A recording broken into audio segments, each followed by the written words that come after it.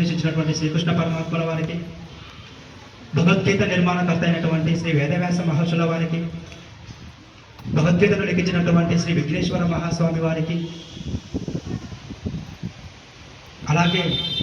రమణ మహర్షుల వారికి, స్వామి వివేకానందకి, అదేవిధంగా శ్రీ మలయాళ స్వాముల వారికి, అలాగే వంద గీత జ్ఞాన యజ్ఞాలు నిర్వహించినటువంటి శ్రీ శ్రీ శ్రీ శ్రీ విద్యాప్రకాశానందగిరి స్వాముల వారికి, మన పిఎస్ఎం ఆది గురువు అయినటువంటి సదానంద యోగి మహారాజుకి, అలాగే మన పిఎస్ఎం వ్యవస్థాపకులైనటువంటి బ్రహ్మర్షి సుభాష్ పత్రి గారికి శిరస్సు వంచి నమస్కరించుకుంటూ మనము ఈరోజు ఈ గీత జ్ఞాన యజ్ఞాన్ని ప్రారంభించుకుంటున్నాము.